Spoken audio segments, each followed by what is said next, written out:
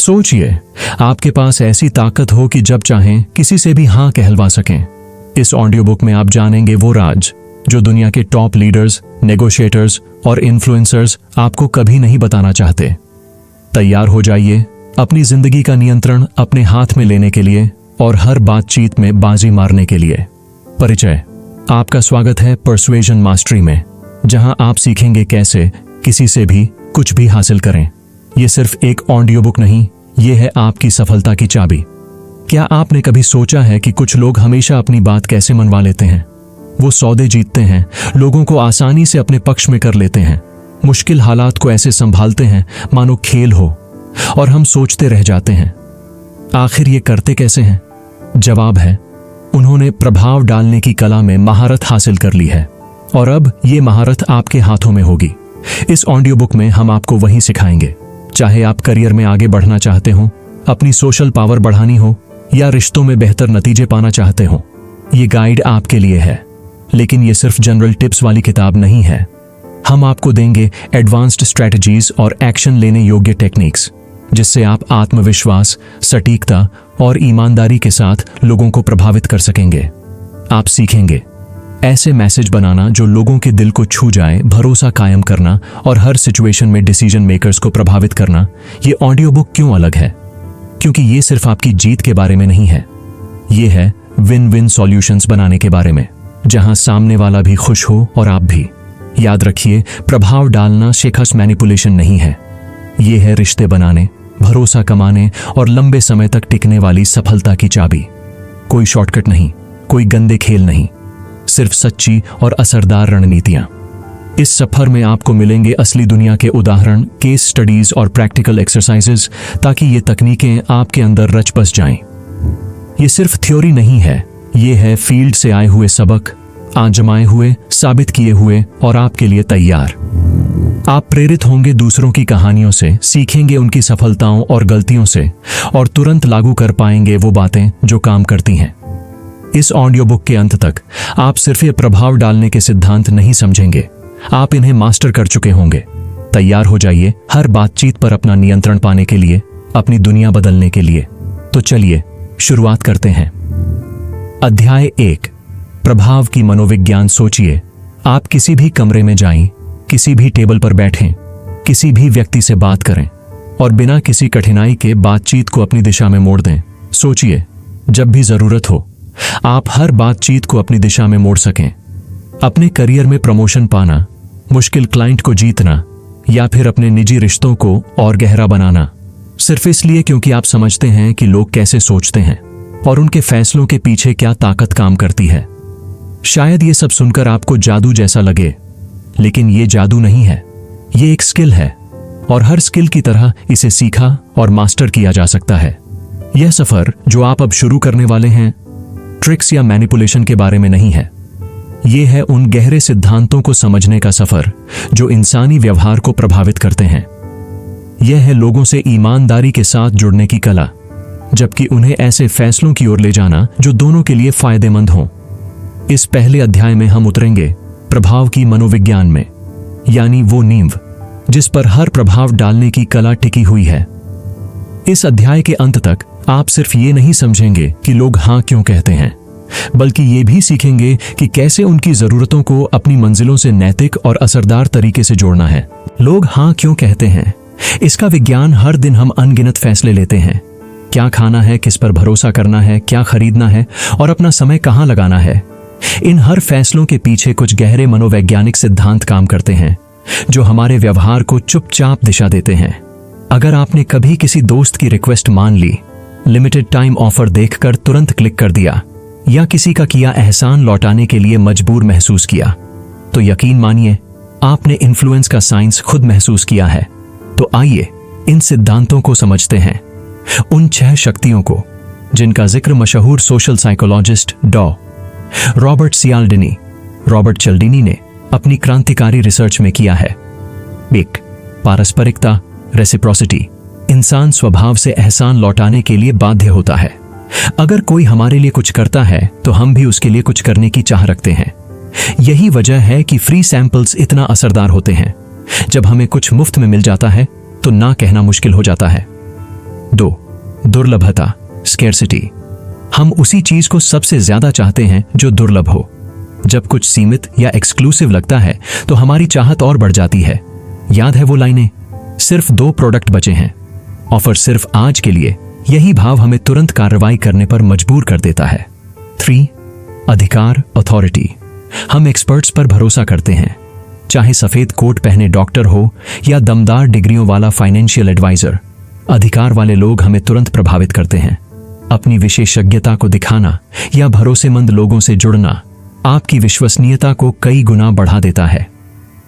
4. निरंतरता, कंसिस्टेंसी। हम अपने पुराने वादों और इमेज के साथ बने रहना चाहते हैं। अगर कोई पहले छोटी सी रिक्वेस्ट मान लेता है तो बाद में बड़ी रिक्वेस्ट को भी मानने की संभावना बढ़ जाती है, सिर्फ इसलिए कि वो खुद के पिछले व्यवहार से कंसिस्टेंट रहना चाहता है। 5. सामाजिक प्रमाण, सोशल प्रूफ। हम दूसरों को देखकर फैसले लेते हैं। अगर कोई प्रोडक्ट हजारों लोगों ने रेट किया है या कोई रेस्टोरेंट भीड़ से भरा है तो हम मान लेते हैं कि वो अच्छा होगा। यही वजह है कि रिव्यूज और टेस्टिमोनियल्स इतने ताकतवर होते हैं। 6. पसंद, लाइकिंग। हम उन लोगों को हां कहने में ज्यादा सहज होते हैं जिन्हें हम पसंद करते हैं। कॉमन इंटरेस्ट, सच्ची तारीफ और अपनापन, ये सब हमारी स्वीकार्यता को कई गुना बढ़ा देते हैं। पसंद और प्रभाव, असली खेल यहीं से शुरू होता है। साझा रुचियां, सच्ची तारीफें और अपनापन, ये सब हमारी लाइकेबिलिटी यानी पसंद किए जाने की क्षमता को बढ़ाते हैं। और जब लोग आपको पसंद करते हैं तो वे आपके विचारों के प्रति ज्यादा खुले हो जाते हैं। लेकिन याद रखिए, इन सिद्धांतों को जानना ही आधी लड़ाई है। सच्चा मास्टर बनने के लिए इन्हें असली दुनिया में लागू करना जरूरी है। तो चलिए देखते हैं कि इन सिद्धांतों को प्रैक्टिकल तरीके से कैसे इस्तेमाल किया जा सकता है। 1. पारस्परिकता, रेसिप्रोसिटी को हकीकत में उतारना। सोचिए, आप एक बिजनेस डील पर बातचीत कर रहे हैं। शुरुआत में ही कुछ छोटा लेकिन मूल्यवान ऑफर करें। शायद एक उपयोगी सलाह, कोई मददगार रिसोर्स या बस अपना समय। जब आप पहले देते हैं तो सामने वाले में एक अनकही बाध्यता पैदा होती है, जिससे आपके हक में परिणाम आने की संभावना बढ़ जाती है। 2. दुर्लभता, स्कैर्सिटी पैदा करना। अगर आप कोई प्रोडक्ट या सर्विस बेच रहे हैं तो उसकी एक्सक्लूसिविटी को हाईलाइट करें। ऐसी लाइनें इस्तेमाल करें, सिर्फ पहले 50 ग्राहकों के लिए उपलब्ध, सीट्स तेजी से भर रही हैं। ये शब्द तत्कालता, अर्जेंसी पैदा करते हैं, बिना ज्यादा दबाव डाले। 3. अधिकार, अथॉरिटी दिखाना। प्रोफेशनल सेटिंग्स में छोटे छोटे संकेत आपकी पर्सनैलिटी को दमदार बना सकते हैं। सही तरीके से ड्रेस करना, अपने एक्सपर्टीज को शेयर करना या भरोसेमंद स्रोतों का जिक्र करना। कुंजी ये है, आत्मविश्वासी रहें मगर अहंकारी नहीं। 4. सामाजिक प्रमाण, सोशल प्रूफ का इस्तेमाल। अगर आप कोई आइडिया पेश कर रहे हैं तो बताइए कि यह पहले से कहां काम कर चुका है। जैसे, यह स्ट्रैटेजी इंडस्ट्री की टॉप कंपनियों ने अपनाई है और बेहतरीन रिजल्ट मिले हैं। इसका असर उस वाक्य से कहीं ज्यादा होगा। मुझे लगता है यह काम कर सकता है। प्रभाव और धोखे का फर्क, एथिकल इन्फ्लुएंस। यहां एक अहम बात याद रखें, प्रभाव डालना और मैनिपुलेशन में जमीन आसमान का फर्क है। प्रभाव डालना भरोसा बनाता है, मैनिपुलेशन भरोसा तोड़ता है। सच्चा प्रभाव तब आता है जब आप सामने वाले की जरूरतों को अपनी मंजिलों के साथ जोड़ते हैं ताकि दोनों का फायदा हो। मैनिपुलेशन इसके उलट है, यह दूसरों की कमजोरियों का इस्तेमाल करता है सिर्फ अपने फायदे के लिए। तो क्या करें? अपनी नीयत साफ रखें, झूठे दावे और बढ़ा चढ़ाकर किए गए वादों से बचें। हर इंटरैक्शन को म्यूचुअल बेनिफिट की तरफ ले जाएं। जब आप ईमानदारी से काम करते हैं, लोग सिर्फ उस वक्त ही नहीं बल्कि आने वाले समय में भी आप पर भरोसा करेंगे। अब आपकी बारी प्रभाव बढ़ाने के अभ्यास। इन सिद्धांतों को जानना काफी नहीं है, अब इन्हें जीना शुरू करें। यहां कुछ आसान एक्सरसाइज हैं। 1. पारस्परिकता चैलेंज, रेसिप्रोसिटी चैलेंज। अगले हफ्ते जानबूझकर लोगों को कुछ दें, कोई मदद, कोई सुझाव, बिना कुछ वापस पाने की उम्मीद किए। देखिए कितनी बार लोग छोटे छोटे तरीकों से इसका बदला चुकाते हैं। 2. सामाजिक प्रमाण प्रयोग, सोशल प्रूफ एक्सपेरिमेंट। जब आप कोई प्रोडक्ट या आइडिया सजेस्ट करें, बताइए कि कितनों को इससे फायदा हुआ है। ध्यान दें, इसका रिस्पॉन्स कितना बदलता है। 3. अधिकार ऑडिट, अथॉरिटी ऑडिट। सोचिए, आप खुद को कैसे प्रेजेंट करते हैं? क्या आप अपने अनुभव और क्रेडेंशियल्स को सही ढंग से सामने लाते हैं या अपने कम्युनिकेशन स्टाइल को सुधार सकते हैं? याद रखिए, ये सिद्धांत सिर्फ किताबों की थ्योरी नहीं है। ये वो औजार हैं जो आप रोजमर्रा की जिंदगी में इस्तेमाल कर सकते हैं, रिश्तों को मजबूत बनाने के लिए, कनेक्शन बनाने के लिए और अपने लक्ष्य हासिल करने के लिए। जैसे जैसे आप इन्हें पहचानना शुरू करेंगे, आपको हर जगह प्रभाव डालने के मौके नजर आएंगे। अध्याय 2, प्रो की तरह रिश्ता बनाना, building rapport like a pro. सोचिए, ये नजारा। आप एक कमरे में जाते हैं जहां सब अजनबी हैं। कुछ ही मिनटों में आप बेझिझक बातें कर रहे हैं, मुस्कानें बांट रहे हैं और ऐसे रिश्ते बना रहे हैं कि लोग महसूस करते हैं, अरे ये तो हमें बरसों से जानता है। अचानक आपके लिए नए दरवाजे खुल जाते हैं, मौके खुद ब खुद आने लगते हैं, बातचीत आपकी तरफ झुकने लगती है। क्यों? क्योंकि आपने किसी को छल से नहीं बल्कि रैपोर बनाने की कला में महारत हासिल करके ये सब किया है। क्यों जरूरी है रैपोर? रैपोर हर सार्थक बातचीत की बुनियाद है। इसके बिना चाहे आपकी पर्सुएशन टेक्निक्स कितनी भी शानदार क्यों ना हो, वो असरदार नहीं होंगी। लेकिन अगर रैपोर है तो आप चुंबक बन जाते हैं। लोग आप पर भरोसा करते हैं, आपकी सुनते हैं और मदद करने के लिए खुद तैयार रहते हैं। इस हिस्से में हम सीखेंगे कैसे किसी के साथ तुरंत और लंबे समय तक टिकने वाला रिश्ता बनाया जाए, कैसे भरोसा जल्दी जीतें, कैसे लोगों को गहराई से समझें और मुश्किल इंटरेक्शंस को भी आसानी से संभालें। कनेक्शन का विज्ञान। क्यों कुछ लोग तुरंत जुड़ जाते हैं? कभी ध्यान दिया है, कुछ लोग आते ही सबके अपने लगते हैं, जबकि कुछ लोग कोशिश करके भी इंप्रेशन नहीं बना पाते। जवाब छुपा है हमारी इंसानी फितरत में। हम सब कनेक्शन के भूखे हैं। हम चाहते हैं कोई हमें समझे, हमारी कदर करे और हमें सुरक्षित महसूस कराए। रैपोर का मूल सिद्धांत यही है। लोगों को परवाह नहीं कि आप कितना जानते हैं, जब तक ये न समझ लें कि आप उनकी कितनी परवाह करते हैं। इसका मतलब है सच्ची दिलचस्पी प्लस उनकी भावनाओं और एनर्जी को समझने और अपनाने की कला और एक मजबूत रिश्ता। रिसर्च के अनुसार रैपोर 3 चीजों पर टिका है: आपसी ध्यान, म्यूचुअल अटेंशन, दोनों को लगे कि वो सुने और देखे जा रहे हैं।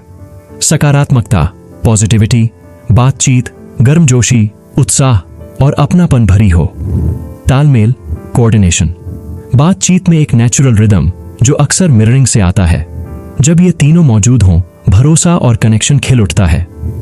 कैसे जल्दी और असली भरोसा बनाएं?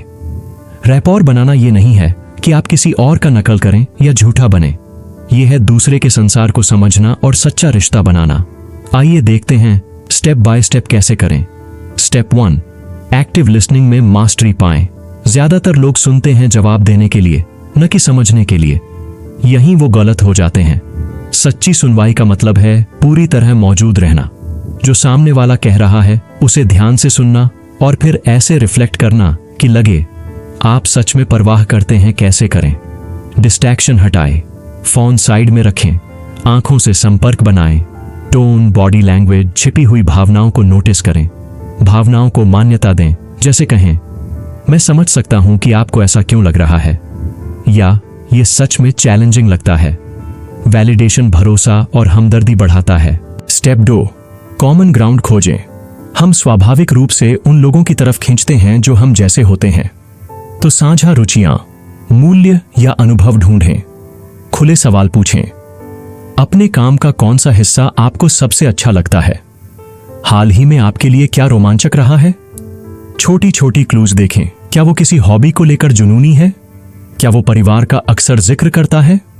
उसी में डूब जाएं जो उसे रोशन करता है। स्टेप 3, उनकी एनर्जी और स्टाइल को मिरर करें। मिररिंग एक मनोवैज्ञानिक जादू है। यहां से आगे का कंटेंट मैं आपके अगले इनपुट में पूरा करूंगा। रैपोर की असली ताकत, तकनीकें, EQ और रोजमर्रा की प्रैक्टिस। Step 3, mirroring. बिना कहे अपनापन जताने की कला। मिररिंग एक ऐसी मनोवैज्ञानिक तकनीक है जिसमें आप सामने वाले के टोन, बॉडी लैंग्वेज और बोलने की गति को हल्के से अपनाते हैं। इससे सामने वाला आपको अपना सा महसूस करता है और बातचीत में सहज हो जाता है। कैसे करें? अगर सामने वाला उत्साहित है तो अपनी ऊर्जा बढ़ाइए। अगर वो शांत है तो आपका टोन भी हल्का और स्थिर रहे। अगर वो झुककर बात कर रहा है तो आप भी हल्का सा झुकें। उनकी मुस्कान का जवाब गर्मजोशी से दें। याद रखिए, ये नकल नहीं है, ये है नेचुरल अलाइनमेंट, ताकि सामने वाला सहज और कनेक्टेड महसूस करे। EQ, रिपोर्ट बनाने का गुप्त हथियार, इमोशनल इंटेलिजेंस। EQ मतलब अपनी और दूसरों की भावनाओं को समझना, नियंत्रित करना और सही ढंग से जवाब देना। हाई EQ वाले लोग हर तरह की सोशल सिचुएशन में जीत जाते हैं। रैपॉर बनाने के लिए यह स्किल जरूरी है। EQ कैसे बढ़ाएं? 1. सेल्फ अवेयरनेस, अपनी भावनाओं पर नजर रखें। क्या आप बेसब्र दिख रहे हैं, ज्यादा उत्साहित या घबराए हुए? जरूरत हो तो तुरंत एडजस्ट करें। 2. एम्पैथी, खुद को उनकी जगह रखें। वो कैसा महसूस कर रहे हैं, क्यों कर रहे हैं, यह समझना सबसे बड़ा कनेक्टर है। 3. अडेप्टेबिलिटी, लचीलापन अपनाएं। अगर सामने वाला तनाव में है तो बातचीत को हल्के हल्के शुरू करें, सीधे मुद्दे पर मत कूदें। जब एक्टिव लिसनिंग और इमोशनल इंटेलिजेंस मिलते हैं तो आप वो इंसान बन जाते हैं जिस पर लोग भरोसा करते हैं, बिना हिचक। बाधाओं को कैसे तोड़ें? हर इंटरैक्शन आसान नहीं होता। कभी व्यक्तित्व टकराते हैं, भरोसा देर से आता है या माहौल ही टेंशन से भरा होता है। ऐसे में रिपोर्ट मास्टर करना और भी अहम हो जाता है। 1. उनके दृष्टिकोण को स्वीकारें। अगर सामने वाला गार्डेड या शक में है तो कहें, मैं समझ सकता हूं कि यह विषय आपके लिए महत्वपूर्ण है, मुझे और बताइए। 2. शांत रहें, संतुलित रहें, उनकी नकारात्मकता को कॉपी मत करें। आप वही एनर्जी दिखाएं जो आप इंटरैक्शन में चाहते हैं, शांत, खुला और सम्मानजनक। 3. छोटे छोटे पॉइंट्स पर सहमति बनाएं, भले ही बहुत छोटी बात हो, लेकिन हम दोनों इसमें सहमत हैं, कनेक्शन के दरवाजे खोल देता है। संस्कृति या व्यक्तित्व के फर्क को कैसे हैंडल करें? 1. जिज्ञासु बने, अनुमान लगाने वाले नहीं। उनकी पृष्ठभूमि या नजरिए पर सवाल पूछें, बिना धारणा बनाए। 2. एडजस्ट करें, ओवरएक्ट मत करें। फर्क का सम्मान करें, लेकिन जरूरत से ज्यादा दिखावा न करें। असलीपन हमेशा जीतता है। 3. विनम्रता दिखाएं, अगर कुछ नहीं पता पूछें या स्वीकार करें। लोग परफेक्शन से ज्यादा ईमानदारी को मानते हैं।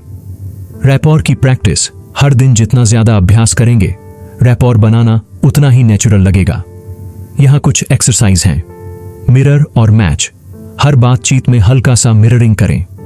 देखें बातचीत की एनर्जी कैसे बदलती है। जेन्युइन कॉम्प्लीमेंट्स, रोज कम से कम 3 लोगों को सच्ची तारीफ दें। ध्यान रखें उनकी कोशिशों या क्वालिटी पर, जो लोग अक्सर नहीं सुनते। डीप लिसनिंग चैलेंज, रोज एक बातचीत चुनें और उसमें सिर्फ सुने, बीच में टोके बिना, बातचीत को अपनी तरफ मोड़े बिना। याद रखिए, रिपोर्ट कोई स्क्रिप्ट नहीं, ये एक अनुभव है और हर दिन आप इस कला में बेहतर होते जाएंगे। अगले हिस्से में हम उतरेंगे इन्फ्लुएंस को अगले लेवल पर ले जाने की स्ट्रैटेजीज में, क्योंकि जब भरोसा बन गया तो असर डालना आसान हो जाता है। तो चलिए आगे बढ़ते हैं। अध्याय 3, ऐसे संदेश गढ़ना जो दिल और दिमाग पर असर करें। परिचय, शब्दों की ताकत जो लोगों को हिला दे। सोचिए वो लम्हा जब किसी के शब्दों ने आपको सच में छू लिया हो। शायद वो कोई भाषण था, एक कहानी या फिर एक सच्ची बातचीत। जो भी था, उसने आपको सिर्फ जानकारी नहीं दी, उसने आपके भीतर कुछ जगाया, आपका नजरिया बदला या आपको कोई बड़ा कदम उठाने की प्रेरणा मिली। यही है एक अनिरोध्य, इरिजिस्टिबल संदेश की ताकत। इस हिस्से में हम सीखेंगे ऐसे संदेश कैसे बनाएं जो दिल और दिमाग दोनों को बांध लें, कैसे अपने विचारों को इस तरह गढ़ें कि लोग न सिर्फ उन्हें सुने बल्कि उन पर अमल भी करें।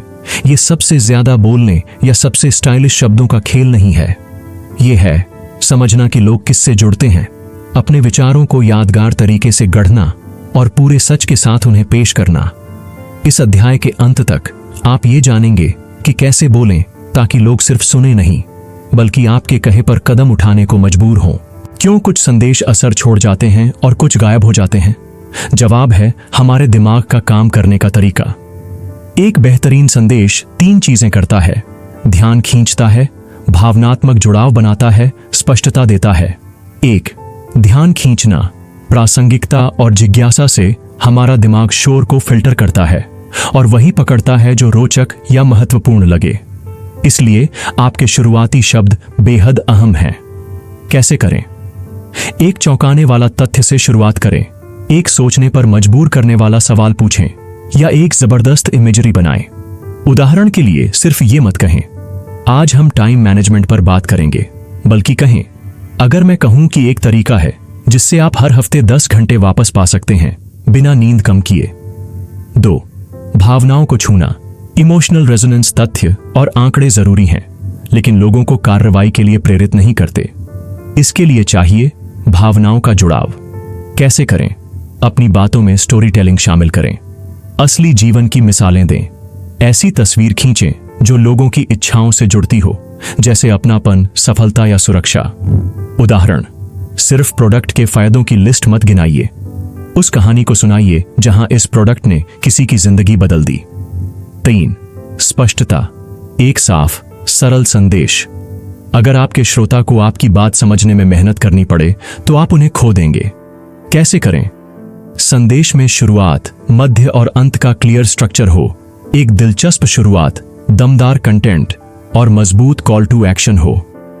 क्यों कहानियां असर करती हैं और कैसे उन्हें गढ़ें? क्यों काम करती हैं कहानियां? कहानी सुनाना सिर्फ जानकारी देना नहीं है, ये एक अनुभव बनाना है।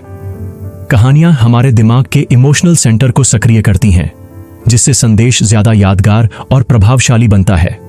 और सबसे बड़ी बात, कहानियां कनेक्शन पैदा करती हैं, क्योंकि लोग अपने आप को उन किरदारों और हालात में देखने लगते हैं जिन्हें आप बयान कर रहे हैं। कैसे लिखें एक दमदार कहानी? हर अच्छी कहानी एक बेसिक स्ट्रक्चर फॉलो करती है। 1. हुक, शुरुआती खींचाव। ऐसे लम्हे से शुरुआत करें जो तनाव या जिज्ञासा पैदा करे। 2. स्ट्रगल, संघर्ष। चुनौती या समस्या बताइए जिसका सामना नायक कर रहा है। ये नायक आप हो सकते हैं, आपका क्लाइंट या कोई ऐसा जिसे लोग रिलेट कर सकें। 3. रेजोल्यूशन, समाधान। बताइए कैसे इस चुनौती पर जीत हासिल हुई और नतीजा क्या निकला। 4. टेक अवे, सीख। कहानी को अपने मैसेज या कॉल टू एक्शन से जोड़ें। उदाहरण, अगर आप अपनी टीम को नई रणनीति अपनाने के लिए मना रहे हैं तो एक ऐसी टीम की कहानी सुनाइए जिसने यही समस्या झेली और नई रणनीति से शानदार नतीजे पाए। मैसेज को अधिकतम असरदार बनाने की संरचना सिर्फ एक अच्छी कहानी काफी नहीं है, पूरे संदेश का प्रवाह भी तार्किक और आकर्षक होना चाहिए। इसके लिए एक बेहतरीन फ्रेमवर्क है, problem, agitate, solve, PAS। 1. Problem, समस्या बताइए। अपने ऑडियंस की परेशानी को पहचानिए, इतना स्पष्ट और रिलेटेबल बनाइए कि वे सोचें, हाँ, ये तो मेरी ही समस्या है। 2. एजिटेट, चुभन बढ़ाइए। बताइए अगर ये समस्या हल नहीं हुई तो क्या होगा, कौन सी चीजें वे खो देंगे, उनके लक्ष्य और मूल्य पर क्या असर पड़ेगा। इसे ओवर ड्रामेटिक मत बनाइए, बस अर्जेंसी पैदा करें। 3. सॉल्व, हल दीजिए। अब अपना समाधान पेश करें, ऐसे जो उनकी जरूरतों के साथ परफेक्टली फिट हो। स्पष्ट फायदे और प्रूफ दें। उदाहरण, मान लीजिए आप एक प्रोडक्टिविटी टूल पिच कर रहे हैं। प्रॉब्लम, बताइए कि टास्क्स को मैनेज करना कितना ओवरवेलमिंग लगता है। एजिटेट, बताइए कैसे इससे स्ट्रेस बढ़ता है और मौके हाथ से निकल जाते हैं। सॉल्व, फिर दिखाइए कि आपका टूल कैसे वर्कफ्लो को स्ट्रीमलाइन करता है और समय व ऊर्जा बचाता है। संदेश को ऑथेंटिसिटी के साथ पेश करना, चाहे मैसेज कितना भी दमदार हो।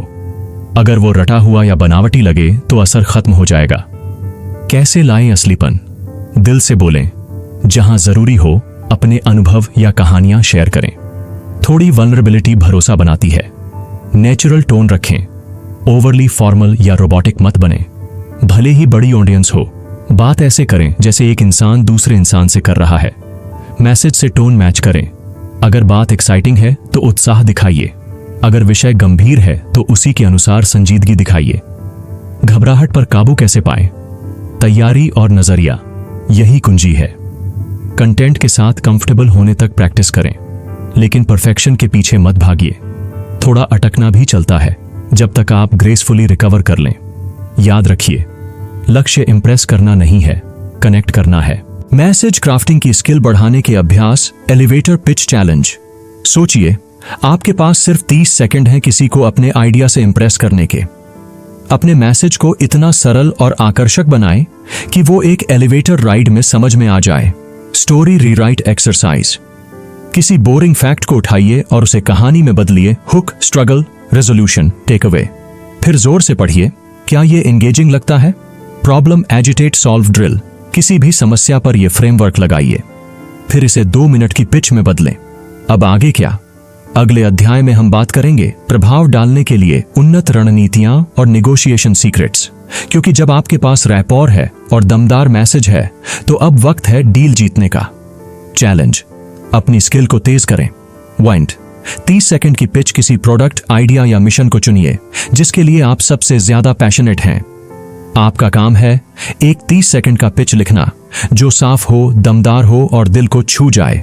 प्रैक्टिस करते रहिए जब तक यह नेचुरल न लगे।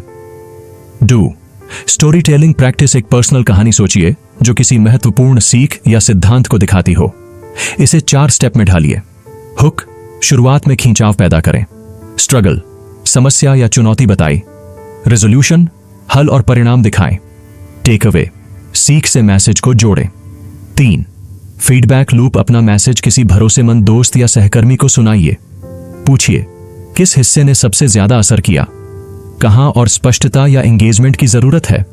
सच्चाई यह है, इरेजिस्टिबल मैसेज बनाना फ्लैशी या क्लेवर होने का खेल नहीं है। यह है ऑडियंस को समझना, उनकी जरूरतों से बात करना और अपने विचारों को स्पष्टता और दिल से पेश करना। जब आप अटेंशन, इमोशन और स्ट्रक्चर को मिलाते हैं तो आपके शब्द एक ताकत बन जाते हैं। इन्फ्लुएंस की ताकत। आगे क्या? नेगोशिएशन का मास्टर क्लास। अब हम इस फाउंडेशन को और मजबूत करेंगे। अगले भाग में आप सीखेंगे नेगोशिएशन की कला, कैसे आप आपत्तियों को संभालें, कठिन बातचीत को नेविगेट करें और कैसे दूसरों को समझौते की ओर ले जाएं, वो भी भरोसा और सहयोग बनाए रखते हुए। ये टूल्स आपकी पर्सुएजन स्किल को एक नए लेवल पर ले जाएंगे। तो तैयार हो जाइए, क्योंकि अब आप अनस्टॉपेबल बनने वाले हैं। अध्याय 4, नेगोशिएशन की कला परिचय। टकराव को सहयोग में बदलना। नेगोशिएशन एक डांस की तरह है। देना और लेना, सुनना और जताना, धैर्य और प्रभाव, सबका संतुलन। लेकिन सच कहें तो ज्यादातर लोगों के लिए नेगोशिएशन डरावना लगता है, जैसे कोई जंग हो जहां सिर्फ एक ही जीत सकता है। लेकिन अगर मैं कहूं कि नेगोशिएशन को लड़ाई जैसा नहीं, सहयोग जैसा बनाया जा सकता है, जहां दोनों पक्ष संतुष्ट हों, रिश्ते मजबूत हों और भरोसा बढ़े, यही सीखने वाले हैं आप इस चैप्टर में। चाहे बात वेतन बढ़ाने की हो, किसी विवाद को सुलझाने की या डील क्लोज करने की, ये रणनीतियां आपको सक्षम बनाएंगी सबसे कठिन बातचीत को भी आत्मविश्वास से संभालने में। आप सीखेंगे अपने तर्क को कैसे पर्सुएसिव बनाएं, आपत्तियों को ग्रेसफुली कैसे हैंडल करें, असहमति को कनेक्शन में कैसे बदलें। अंत तक आप नेगोशिएशन नहीं, लीड कर रहे होंगे। नेगोशिएशन का मनोविज्ञान समझना। नेगोशिएशन सिर्फ नंबर, कॉन्ट्रैक्ट या एग्रीमेंट का खेल नहीं है। ये इंसानों का खेल है जिनकी अपनी भावनाएं, प्राथमिकताएं, डर और आकांक्षाएं हैं। एक प्रभावी नेगोशिएटर बनने के लिए आपको यह समझना होगा कि लोग इन परिस्थितियों में कैसे सोचते और महसूस करते हैं। 1, परसीव्ड वैल्यू, मूल्य की धारणा। लोग निर्णय हकीकत के आधार पर नहीं, बल्कि अपनी परसेप्शन के आधार पर लेते हैं। मतलब, आपका काम सिर्फ फैक्ट्स या ऑफर रखना नहीं है, बल्कि सामने वाले की नजर में आपके ऑफर की वैल्यू बढ़ाना है। 2, लॉस एवर्जन, नुकसान का डर। रिसर्च कहती है लोग नुकसान से बचने के लिए ज्यादा मोटिवेटेड होते हैं बजाय उतने ही फायदे पाने के। उदाहरण, RC 100 खोने का डर RC 100 पाने की खुशी से ज्यादा ताकतवर है। नेगोशिएशन में इसका इस्तेमाल करें। बताइए कि अगर उन्होंने कदम नहीं उठाया तो क्या खो देंगे, सिर्फ ये नहीं कि क्या पाएंगे। 3, इमोशंस का रोल। फैक्ट्स और लॉजिक जरूरी हैं, लेकिन निर्णय अक्सर भावनाओं से होते हैं और फिर उन्हें तर्क से सही ठहराया जाता है। इसलिए रिपोर्ट बनाएं, एम्पैथी दिखाएं और इमोशन को समझकर डील फ्रेम करें। नेगोशिएशन में भावनाओं को संभालना। नेगोशिएशन में सबसे अहम स्किल है भावनाओं पर काबू पाना, अपनी भी और सामने वाले की भी, क्योंकि जब इमोशंस हावी हो जाते हैं तो लॉजिक और समाधान पीछे छूट जाते हैं। तैयारी, आपकी गुप्त ताकत सबसे सफल नेगोशिएटर्स जानते हैं। जीत या हार बातचीत शुरू होने से पहले ही तय हो जाती है।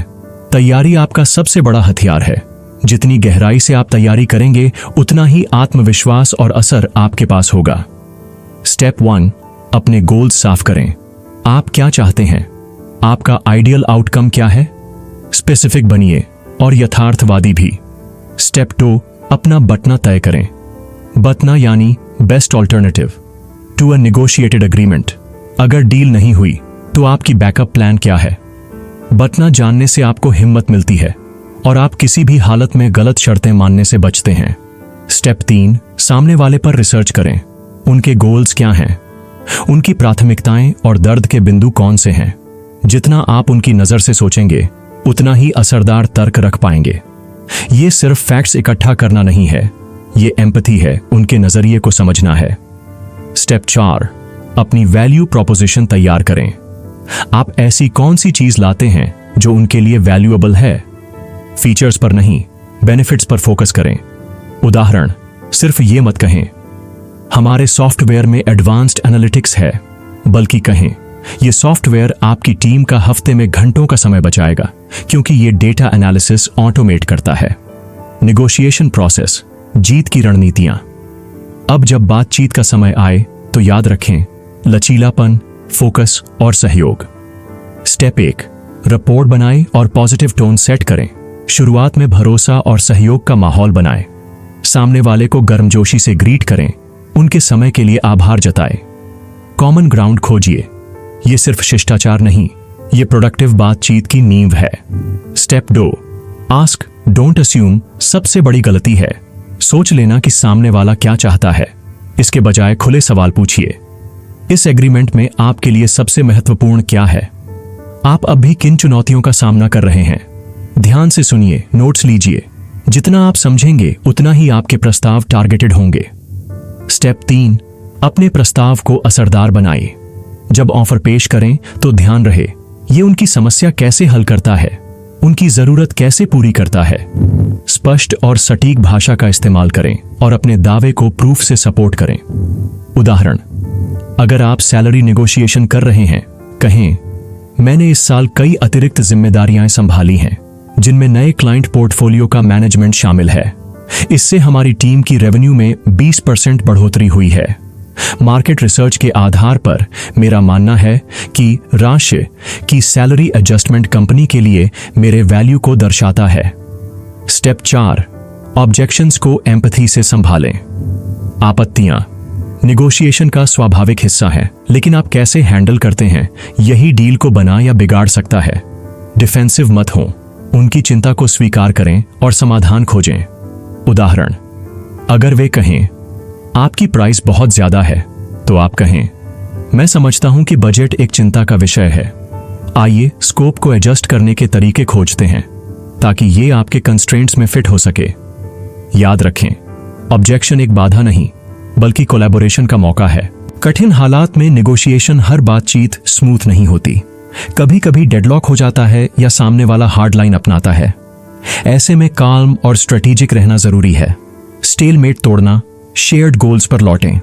क्रिएटिव कॉम्प्रोमाइजेस एक्सप्लोर करें, सवाल पूछें, क्या चीज इस डील को आपके लिए कामयाब बनाएगी? अगर जरूरत हो तो ब्रेक लें। एग्रेसिव नेगोशिएटर्स से निपटना, अपनी कंपोजर बनाए रखें। नेगेटिव स्टेटमेंट्स को रिफ्रेम करें। साइलेंस का इस्तेमाल करें। अक्सर ऑकवर्ड पॉजेज उन्हें पहले बोलने पर मजबूर कर देती हैं। और हां, अगर डील बेकार हो रही है तो वॉक अवे करने के लिए तैयार रहें। एक स्ट्रॉन्ग बैठना आपको यह कॉन्फिडेंस देता है। नेगोशिएशन स्किल्स के लिए अभ्यास। नेगोशिएशन एक स्किल है और स्किल प्रैक्टिस से निखरती है। 8, रोल प्लेइंग। किसी दोस्त या सहकर्मी के साथ नेगोशिएशन सिचुएशन खेलिए। बारी बारी से दूसरी पार्टी का रोल निभाइए। 2, reverse negotiation. खुद को उनकी जगह रखिए। सोचिए, अगर आप उनकी सीट पर होते तो आपकी सबसे बड़ी चिंता क्या होती? ये एम्पैथी और क्रिएटिविटी दोनों बढ़ाता है। अध्याय 5, प्रतिरोध को सहमति में बदलना। परिचय, ना में छुपा हुआ अवसर। जब कोई ना कहता है तो वो अक्सर एक दीवार जैसा लगता है, एक अड़चन, एक संकेत कि हमारी परसुएशन कोशिश असफल रही। लेकिन सोचिए, अगर ना एक रोड ब्लॉक नहीं बल्कि एक स्टेपिंग स्टोन हो, अगर हर आपत्ति, हर हिचकिचाहट रिजेक्शन नहीं बल्कि एक इन्विटेशन हो ज्यादा गहराई में जाने का, भरोसा बनाने का और अपना तर्क और मजबूत करने का। सच्चाई यह है, रेजिस्टेंस जब सही तरीके से संभाला जाए तो यह परसुएशन का सबसे महत्वपूर्ण हिस्सा बन जाता है। इस अध्याय में आप सीखेंगे आपत्तियों के पीछे छिपे असली डर और चिंताओं को कैसे पहचानें, एम्पैथी और अथॉरिटी के साथ जवाब कैसे दें, और कैसे संदेह के इन पलों को कनेक्शन और सहमति में बदला जाए। याद रखें, रेजिस्टेंस बातचीत का अंत नहीं है, अक्सर वहीं से असली परसुएजन शुरू होती है। रेजिस्टेंस क्यों होता है? असली कारण समझना। अक्सर जो आपत्ति हमें सुनाई देती है वो असली वजह नहीं होती, उसके पीछे छुपे होते हैं गहरे डर, शंकाएं और अधूरी जरूरतें। रेजिस्टेंस के 3 मुख्य कारण। वेन, फियर ऑफ लॉस, नुकसान का डर। लोग डरते हैं कि कहीं उनका पैसा, समय या साख न चली जाए। उदाहरण, कोई क्लाइंट आपकी सर्विस लेने से हिचकेगा क्योंकि उसे डर है कि रिजल्ट न मिले और उनका बजट बेकार हो जाए। 2. अनसर्टेनिटी, अनिश्चितता। जब लोगों के पास पूरी जानकारी नहीं होती या वे अपनी डिसीजन को लेकर कॉन्फिडेंट नहीं होते तो वे डिफॉल्ट में ना कहते हैं। ये एक सेल्फ प्रोटेक्शन मैकेनिज्म है ताकि वे कोई गलती न करें। 3. मिसमैच्ड वैल्यूज, मूल्यों का टकराव। कभी कभी आपका प्रस्ताव उनकी वैल्यू या प्राथमिकताओं से मेल नहीं खाता। उदाहरण, कोई व्यक्ति ज्यादा सैलरी वाली नौकरी को मना कर सकता है क्योंकि उसे फ्लेक्सिबिलिटी ज्यादा महत्वपूर्ण लगती है। इन गहरे कारणों को समझना जरूरी है ताकि आप अपने जवाब ऐसे ढालें जो सिर्फ लक्षण नहीं बल्कि असली समस्या को संबोधित करें। ऑब्जेक्शंस को अवसर में बदलना। जब रेजिस्टेंस सामने आता है तो हमारा पहला रिएक्शन क्या होता है? ज्यादा जोर देना, अधिक समझाना या सामने वाले को यह साबित करना कि वो गलत है। लेकिन सच मानिए, ये तरीका अक्सर उल्टा पड़ता है। सामने वाला और भी ज्यादा अड़ जाता है। सही अप्रोच, ऑब्जेक्शन को एक मौके की तरह देखें, भरोसा बनाने और अपनी समझ दिखाने का मौका। स्टेप 1, उनकी चिंता को स्वीकार करें और वैलिडेट करें। रेजिस्टेंस को जल्दी डिफ्यूज करने का सबसे आसान तरीका है यह दिखाना कि आपने उनकी बात सुनी है और उसे मानते हैं।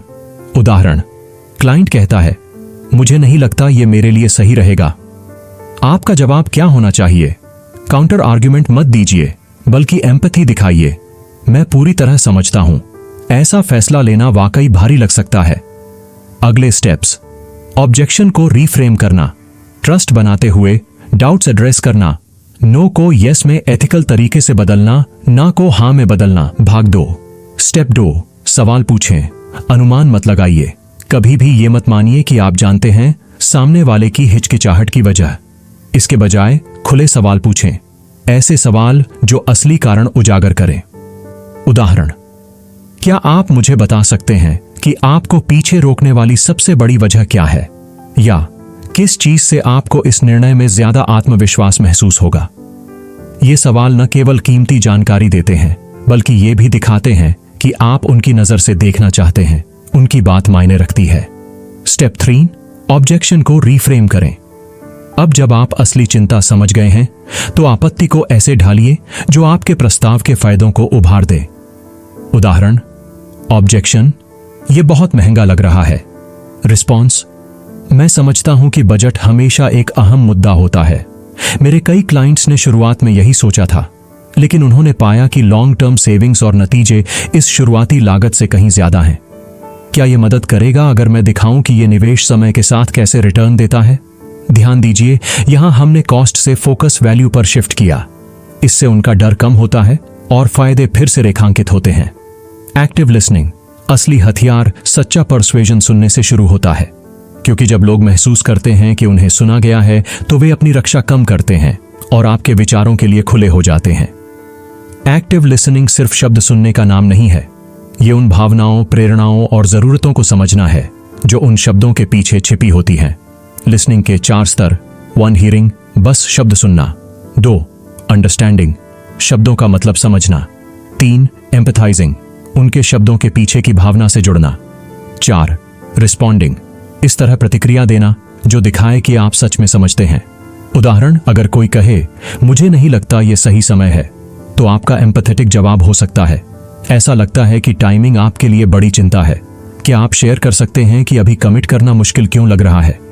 यह तरीका न सिर्फ उनकी फीलिंग को वैलिडेट करता है बल्कि उन्हें और शेयर करने के लिए इनवाइट करता है।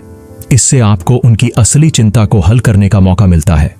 कॉमन रेजिस्टेंस पैटर्न्स, और उनका जवाब हर ऑब्जेक्शन यूनिक होता है, लेकिन कुछ पैटर्न बार बार सामने आते हैं। यहां 3 सबसे आम रेजिस्टेंस टाइप्स और उनके जवाब दिए गए हैं। 1, मेरे पास समय नहीं है। अक्सर ये गहरी चिंताओं का मुखौटा होता है, प्रायोरिटीज या वैल्यू को लेकर। कैसे जवाब दें? मैं समझता हूं समय हमारी सबसे बड़ी संपत्ति है, इसीलिए मैंने इसे ऐसे डिजाइन किया है कि ये आपकी स्केड्यूल में बिना दिक्कत फिट हो और जल्दी परिणाम दे। क्या ये मदद करेगा अगर मैं दिखाऊं कि हम इसे कैसे टाइम एफिशिएंट बना सकते हैं? 2, ये बहुत महंगा है। ये आपत्ति ज्यादातर प्राइस से नहीं बल्कि परसीव्ड वैल्यू से जुड़ी होती है। कैसे जवाब दें? मैं पूरी तरह समझता हूं बजट हमेशा अहम होता है, लेकिन सोचे इसके लॉन्ग टर्म फायदे क्या होंगे। उदाहरण के लिए, ये प्रोडक्ट सर्विस आपके X घंटे बचा सकती है या रेवेन्यू Y% तक बढ़ा सकती है। आइए देखें ये आपके गोल्स के साथ कैसे अलाइन होता है। 3, मुझे इस बारे में सोचना होगा। अक्सर ये अनसर्टेनिटी या गलत निर्णय लेने के डर को दिखाता है। कैसे जवाब दें? बिल्कुल, इतना बड़ा निर्णय सोच समझकर लेना चाहिए। ऐसी कौन सी बातें हैं जिन्हें एड्रेस करने से आप ज्यादा कॉन्फिडेंट महसूस करेंगे? प्रैक्टिस से बनेगा मास्टर। रेजिस्टेंस हैंडलिंग एक आर्ट है और आर्ट प्रैक्टिस से निखरती है। 1, रोल प्ले। किसी दोस्त के साथ कॉस्ट, टाइमिंग या अनसर्टेनिटी ऑब्जेक्शंस पर रोल प्ले करें। 2, मिरर। रिफ्लेक्ट, एक्टिव लिसनिंग का अभ्यास करें। जो सामने वाला कहे उसे अपने शब्दों में दोहराएं। 3, रीफ्रेम चैलेंज। कॉमन ऑब्जेक्शंस लिखें और हर एक के लिए पॉजिटिव रीफ्रेम तैयार करें। गोल्डन रूल, ऑब्जेक्शन को क्रश मत करें, कनेक्ट करें। Empathy plus curiosity plus confidence plus trust agreement. अध्याय 6, उन्नत प्रोत्साहन तकनीकें। परिचय। जब पर्सुएजन कला बन जाती है, पर्सुएजन का सबसे ऊंचा स्तर कैसा होता है? ऐसा जैसे सब कुछ सहज हो, बिना ज्यादा जोर दिए। सामने वाला खुद कहे, हाँ, ये तो मेरा ही निर्णय है। अच्छे पर्सुएडर्स और सच्चे मास्टर्स में फर्क सिर्फ इतना नहीं है कि कौन बेहतर तर्क देता है या कौन आपत्तियों को संभालता है। असली फर्क है उनके मनोविज्ञान की समझ में। जो मास्टर्स हैं वे जानते हैं कि इंसानी सोच के अंदर कौन सी अदृश्य ताकतें काम करती हैं। ये वे शक्तियां हैं जो हमारे फैसलों को दिशा देती हैं बिना हमें एहसास कराए। इन एडवांस्ड पर्सुएजन टेक्निक्स का मकसद किसी को धोखा देना नहीं है, बल्कि आपके संदेश को इंसानी दिमाग की प्राकृतिक प्रवृत्तियों के साथ इस तरह से जोड़ना है कि हाँ कहना उनके लिए सबसे आसान रास्ता बने। इस अध्याय में हम इन गहरे सिद्धांतों को सीखेंगे। रेसिप्रोसिटी, देकर पाना। स्कैर्सिटी, कमी का भाव। अथॉरिटी, विशेषज्ञता की शक्ति। और सोशल प्रूफ, भीड़ का असर। और देखेंगे कि इन्हें कैसे ईमानदारी और भरोसे के साथ इस्तेमाल करें ताकि रिश्ते बने, भरोसा गहरा हो और कार्रवाई हो। रेसिप्रोसिटी, देने की शक्ति। मनुष्य स्वभाव से कर्ज चुकाने वाला प्राणी है। जब कोई हमारे लिए कुछ करता है तो हम भीतर से बाध्य महसूस करते हैं कि हम भी उसके लिए कुछ करें। यही है रेसिप्रोसिटी प्रिंसिपल, सबसे पुराना और सबसे मजबूत सामाजिक नियम। और जब इसे सही ढंग से अपनाया जाए तो यह पर्सुएजन का बेहद असरदार हथियार बन सकता है। कैसे काम करता है?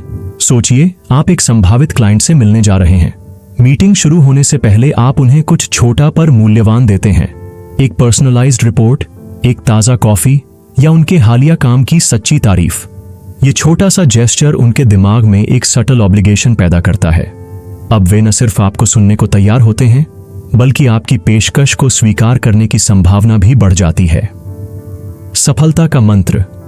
आपका जेस्चर जेन्युइन होना चाहिए, न कि कैलकुलेटेड। लोग तुरंत भांप लेते हैं कि आप सिर्फ पाने के लिए दे रहे हैं या सच में वैल्यू दे रहे हैं। स्कैर्सिटी, कमी का असर। हम वही चीज ज्यादा चाहते हैं जो हमें लगती है कि दुर्लभ है। इसीलिए लिमिटेड टाइम ऑफर या ओनली 2 स्पॉट्स लेफ्ट जैसी बातें इतनी असरदार होती हैं। ये हमारे fear of missing out, FOMO को ट्रिगर करती हैं और हमें तेजी से एक्शन लेने पर मजबूर करती हैं। कैसे एथिकल तरीके से इस्तेमाल करें? डर का माहौल मत बनाइए, बल्कि अपॉर्चुनिटी का एहसास कराइए। मत कहिए, अभी नहीं लिया तो मौका खो दोगे। कहिए, इस महीने सिर्फ कुछ स्पॉट बचे हैं और मैं चाहूंगा कि आप उनमें से एक लें अगर ये आपके लिए सही लगता है। स्कैर्सिटी सिर्फ प्रोडक्ट या सर्विस पर लागू नहीं होती, बल्कि आपके समय और एक्सपर्टाइज पर भी। जब आप खुद को रेयर और हाई। अगला कदम इन प्रिंसिपल्स को एथिक्स के साथ इस्तेमाल करना है। याद रखिए, पर्सुएजन का मकसद मैनिपुलेट करना नहीं, बल्कि म्यूचुअल विन विन आउटकम बनाना है। अगला chapter 7, power of story telling. कैसे कहानियों से इन्फ्लुएंस को 10x करें, जिसमें हम सीखेंगे emotional hook story frameworks, real life persuasive story examples, वे सही निर्णय क्यों ले रहे हैं, सोशल प्रूफ का प्रभावी उपयोग। सोशल प्रूफ कई रूपों में आ सकता है, जैसे प्रशंसा पत्र, समीक्षाएं, केस स्टडी और सिफारिशें। इसका रहस्य यह है कि इसे संबंधित बनाया जाए। उदाहरण के लिए, अगर आप किसी छोटे व्यवसाय के मालिक को मनाने की कोशिश कर रहे हैं, तो उन्हें ऐसे अन्य छोटे व्यवसायों की कहानियां दिखाएं जिन्हें आपने मदद की है। अगर आप किसी विशेष डेमोग्राफिक के साथ काम कर रहे हैं, तो उस समूह से जुड़े लोगों के उदाहरण दें। नंबर भी असर बढ़ाते हैं। ऐसे वाक्य सोचें, हमारी सेवाओं से लाभ उठाने वाले हजारों ग्राहकों से जुड़े। हमारे 95% क्लाइंट पहले ही महीने में नतीजे देखते हैं। यह एक विश्वास और सफलता की मजबूत कहानी बनाता है। सिद्धांतों का संयोजन प्रभाव को कई गुना बढ़ाए। इन तकनीकों की असली ताकत तब दिखती है जब आप इन्हें एक साथ मिलाकर इस्तेमाल करते हैं। उदाहरण के लिए, आप अथॉरिटी से भरोसा बनाएं, स्कैर्सिटी से तात्कालिकता उत्पन्न करें और सोशल प्रूफ से आश्वासन दें, वह भी एक ही बातचीत में। कल्पना करें, आप किसी क्लाइंट को नया प्रोडक्ट दिखा रहे हैं। आप कह सकते हैं, यह प्रोडक्ट सालों के रिसर्च के बाद तैयार किया गया है। अथॉरिटी, और पहले से ही आपकी इंडस्ट्री की अग्रणी कंपनियां इसका इस्तेमाल कर रही हैं। सोशल प्रूफ, हमारे पास इस तिमाही में सीमित सप्लाई है, इसलिए अभी ऑर्डर बुक करना सही समय है। स्कैर्सिटी, ऐसे लेयरिंग से आप कई मनोवैज्ञानिक ट्रिगर्स को एक साथ सक्रिय करते हैं और हां मिलने की संभावना बढ़ाते हैं। प्रैक्टिस के लिए एक्सरसाइज रेसिप्रोसिटी इन एक्शन। किसी से मदद मांगने से पहले उन्हें मूल्य दें।